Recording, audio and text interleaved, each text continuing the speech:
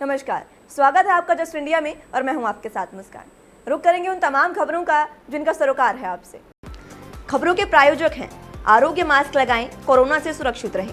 Oscar super speciality hospital and trauma centre, रंज किया showroom in Rohtak and Bahadurgarh. Showroom पर आएं, टेस्ट ड्राइव लें और गाड़ी बुक कराएं।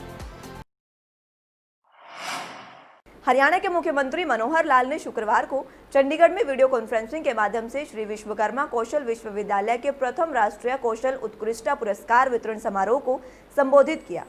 इस अवसर पर उन्होंने कहा कि एक शिक्षक अपनी अध्ययन पद्धति से युवाओं के जीवन को सुधारने और संवारने का कार्य कर अपनी छाप छोड़ता है और शिक्षक की छाप एक विद्यार्थी कभी अपने जीवन में नहीं भूल सकता।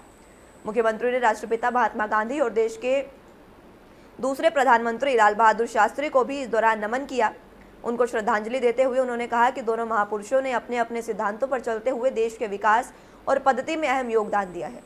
राष्ट्रपिता महात्मा गांधी ने अहिंसा परमो धर्म के सिद्धांत पर चलकर विश्व को अहिंसा का रास्ता दिखाया, तो वहीं लाल बहादुर शास्त्री ने जय जवान जय किसान का नारा देकर देश की सीमाओं को सुरक्षित करने के साथ साथ खाद्यान्न उत्पादन के मामले में भी देश को आत्मनिर्भर बनाने का काम किया था। मुख्यमंत्री ने कहा कि प्रधानमंत्री नरेंद्र मोदी के आत्मनिर्भर अभियान को सही मायने में सफल बनाने के लिए युवाओं को गुणवत्तापरक और रोजगार परक शिक्षा दी जानी चाहिए ताकि उनका कौशल विकास हो सके। उन्होंने श्री विश्वकर्मा कौशल विश्वविद्यालय के कुलपति श्री राज नेहरू और हरियाणा उच्च शिक्षा परिषद के अध्यक्ष प्रोफेसर बृजलाल किशोर कुठियाला के नए राष्ट्रीय शिक्षा नीति 2020 के क्रियान्वयन में किए जा रहे प्रयासों की भी सराहना की। पुरस्कृत होना ये हमारे काम के ऊपर निर्भर है, लेकिन इसका ये अर्थ नहीं है कि हम लोग किसी पुरस्कार के लिए काम करें। पुरस्कार दिया गया, उनको मान सम्मान मिला, उस मान सम्मान से ये ज़रूर उसमें से निकलता है कि जो काम कर रहे हैं हमको एक मान्यता मिली है, तो हमको आगे भी अच्छा काम करने के लिए ये प्रेरणा मिलती रहती है कि जितना हम काम करते थे पुरस्कार मिला है, सम्मान मिला है, तो इसको और आगे बढ़िया हम कैसे करके दिखाएं, जीवन में और सफलता मिले। और बहुत सी ऐसी पद्धतियों को जब शिक्षक ढूंढ लेते हैं कि एक सामान्य विद्यार्थी, कभी कभी तो सामान्य से कम कमज़ोर विद्यार्थी, उसको अच्छा कैसे पढ़ाया जाए, और कमज़ोर विद्यार्थी को पढ़ाना ये वास्तव में एक शिक्षक की परीक्षा होती है, उसकी एक विशेषता होती है। हरियाणा के मुख्यमंत्री मनोहर लाल ने शुक्रवार को चंडीगढ़ में वर्चुअल माध्यम से ग्राम दर्शन पोर्टल का शुभारंभ किया। इस अवसर पर मुख्यमंत्री ने कहा कि ग्राम दर्शन पोर्टल के शुभारंभ के साथ अब हरियाणा के प्रत्येक गांव की पूर्ण हो चुकी विकास परियोजनाओं की जानकारी डिजिटल रूप से उपलब्ध होगी। साथ ही ग्राम पंचायत में करवाए जाने वाले आवश्यक कार्यों की सूची भी इस पोर्टल पर उपलब्ध होगी। दुनिया में कहीं भी बैठा कोई भी व्यक्ति ग्राम पंचायतों का विवरण देख सकेगा। उन्होंने कहा कि ये राज्य सरकार का विजन था कि हरियाणा के प्रत्येक गाँव की अपनी वेबसाइट होनी चाहिए ताकि ये सुनिश्चित किया जा सके कि ग्रामीणों विशेषकर युवाओं को उनके गांव में करवाए जा रहे विभिन्न विकास कार्यों, परियोजनाओं और योजनाओं की जानकारी हो। इससे वो अपनी आवश्यकताओं के अनुसार मांगों को राज्य सरकार के समक्ष रख सकते हैं। इसलिए इसी सोच के साथ ग्राम दर्शन पोर्टल की कल्पना की गई थी। मुख्यमंत्री ने कहा कि ग्राम दर्शन का मुख्य विजन ग्राम पंचायतों की वेबसाइटों के माध्यम से सभी सरकारी सेवाओं को आम नागरिकों के लिए सुलभ बनाना है और उनकी मूलभूत आवश्यकताओं को पूरा करने के लिए ऐसी सभी सेवाओं की दक्षता, पारदर्शिता और विश्वसनीयता सुनिश्चित करना है। उद्घाटन के दौरान मुख्यमंत्री और उप मुख्यमंत्री ने विभिन्न गांवों के कुछ सरपंचों, पंचों और ग्राम सचिवों से बातचीत भी की। बातचीत के दौरान सभी ने अपनी समस्याओं और मांगों को मुख्यमंत्री और उप मुख्यमंत्री के समक्ष साझा किया, जिस पर मुख्यमंत्री मनोहर लाल ने सरपंचों, पंचों और ग्राम सचिवों को आश्वासन दिया कि उनकी सभी मांगों को प्राथमिकता के आधार पर पूरा किया जाएगा। गाँव की अपनी वेबसाइट हो ताकि गाँव में पढ़े लिखे जो युवक हैं वो सारे उस वेबसाइट को देख सकें। हमारे गांव में क्या काम होने हैं, क्या अभी तक पिछले 15-20 सालों में हुए हैं, उनकी भी सबकी लिस्ट उसमें डाल देंगे। एसेट जो हमारे हैं क्या वो ताकि लोगों को पता लग सके। और नई कोई डिमांड है किसी की, वो भी डिपार्टमेंट के हिसाब से, पंचायत तो अपने हिसाब से रेजोल्यूशन पास करती ही है, लेकिन आम आदमी को भी एक छूट दी है कि उस गाँव का कोई भी व्यक्ति वहाँ की आवश्यकता डाल दे। बाद में डिपार्टमेंट के हिसाब से सारे प्रदेश में देखेंगे कि हाँ जो काम आए हुए हैं और उसकी फिजिबिलिटी है कि नहीं है, उसका कितना बजट लगेगा, और अगले साल की योजना में उसमें प्रायोरिटी से वो सारे काम कराए जाएंगे। कृषि कानूनों और राहुल गांधी के हरियाणा के दौरे को लेकर कांग्रेस और बीजेपी आमने सामने आ गई हैं। बीजेपी प्रदेश अध्यक्ष ओम प्रकाश धनखड़ ने भिवानी में कहा कि राहुल क्या करने आ रहे हैं, वो किसी फसल के पैसे तो देंगे नहीं, केवल झूठ बोलकर माहौल खराब करेंगे। मगर लोग अब कांग्रेस की नौटंकी में आने वाले नहीं। बता दें कि बीजेपी प्रदेश अध्यक्ष बनने के बाद ओम प्रकाश धनखड़ पहली बार शुक्रवार को भिवानी आई। इस दौरान बातचीत में धनखड़ ने सबसे पहले राहुल गांधी के हरियाणा में प्रस्तावित दौरे पर कटाक्ष किया। धनखड़ ने कहा कि हरियाणा के लोग अब झूठ की राजनीति पसंद नहीं करते। उन्होंने कांग्रेस के आंदोलन पर कहा कि कांग्रेस नौटंकीबाज है, जनता ने इन्हें तार तार कर नीचे बैठाया है, अब इनका ब्योंत नहीं रहा। वहीं गठबंधन सरकार टूटने और विधायकों की नाराजगी की चर्चाओं पर कहा गया कि बीजेपी का कोई सांसद या विधायक नाराज नहीं है और न ही गठबंधन सरकार टूटने वाली।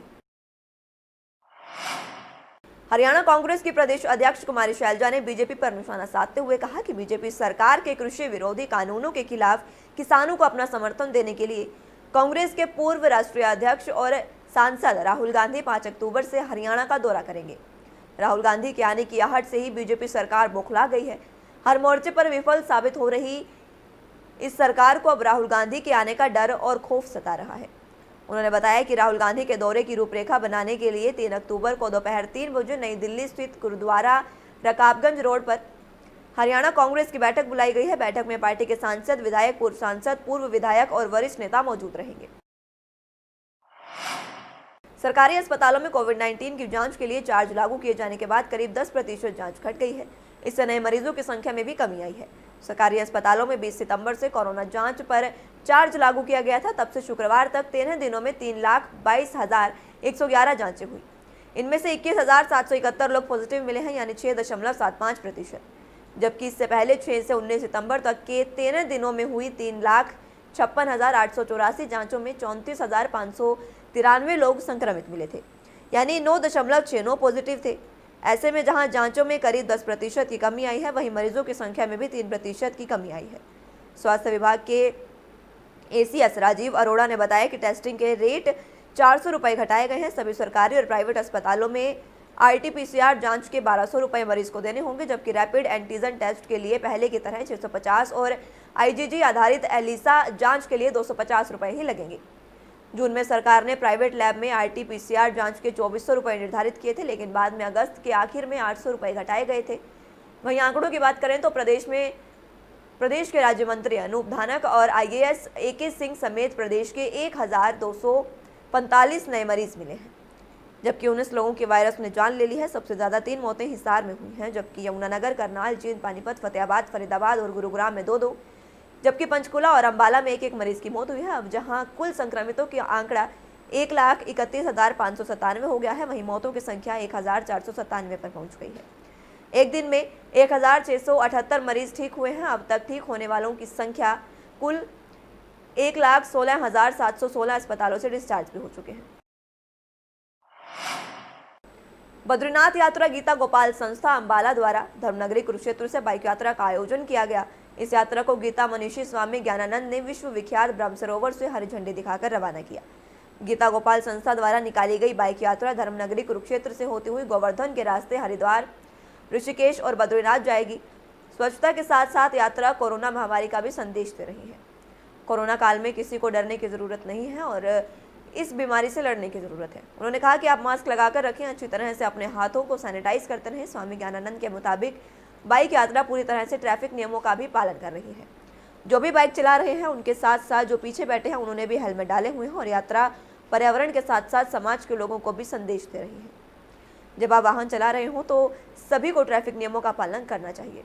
जो हमारे आदरणीय भैया जी के द्वारा संस्थापित संचालित है और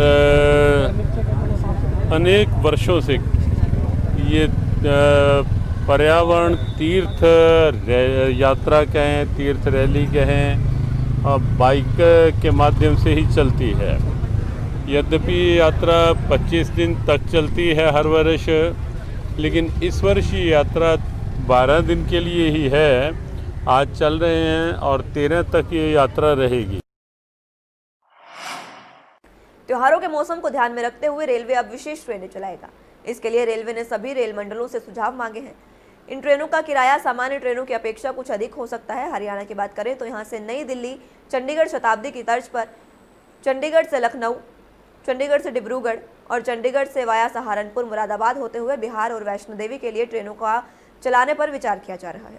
गौरतलब हो कि रेलवे दशहरा, दिवाली और छठ पूजा के त्यौहार को देखते हुए हर साल स्पेशल ट्रेनें चलाता है, लेकिन इस बार पहले की तुलना में सामान्य ट्रेनों की संख्या भी कमी आई है। इसलिए स्पेशल ट्रेनें चलाने की आवश्यकता कुछ अधिक महसूस हो रही है। इस कारण रेलवे बोर्ड ने सभी मंडलों के कमर्शियल विभागों से किस जरूरत पर और ट्रेनें चलाई जा सकती हैं, इसका ब्यौरा मांगा है। मौजूदा समय में जो ट्रेनें चल रही हैं उनमें यात्रियों की संख्या कितनी होती है और कितनी नई ट्रेनें चल सकती हैं, इसकी भी विस्तार से जानकारी मांगी गई है। इस रिपोर्ट के आधार पर ही रेल मंत्रालय नई ट्रेनों को पटरी पर उतारेगा। मंडलों ने भी रेलवे बोर्ड को ट्रेनें चलाने को लेकर बता दिया है कि उनकी तैयारियां पूरी हैं। कोरोना काल में ट्रेनों के पहिए थम जाने के कारण रेलवे को करोड़ों रुपए का नुकसान हुआ था। इस दौरान करीब 2.25 करोड़ टिकट रद्द होने से यात्रियों को रिफंड के रूप में लगभग 2,730 करोड़ रुपए लौटाने पड़े थे। खबरों के प्रायोजक थे Pramod trading company, tiles, sanitary ware, Ghanipura, Jhajjar road, Rohtak. Asian colour coated Ispat limited. Be Fast Fit, India's fastest growing fitness chain, now at Rohtak D Park. Corona महामारी से लड़ने के लिए आरोग्य मास्क लाया है आपके लिए सबसे आधुनिक मास्क। इसके साथ ही आपको मिलेगी आधुनिक PPE किट, वो भी बहुत ही सस्ते रेट पर। contact@arogyamask.com पर जाएं और हमसे संपर्क करें या फिर www.arogyamask.com से जुड़ें। इसके साथ ही आप हमें कॉल कर सकते हैं। हमारा पता है Anand international, plot number 181, sector 25, Panipat, Haryana.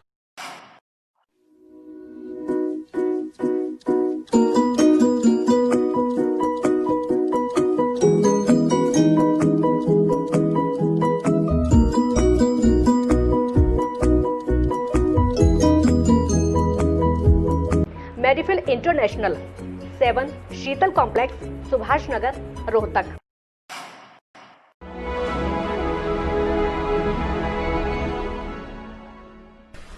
चाचा, आपने नया घर बनवाया है तो घर की छत पर कौन सी शीट लगवाई है?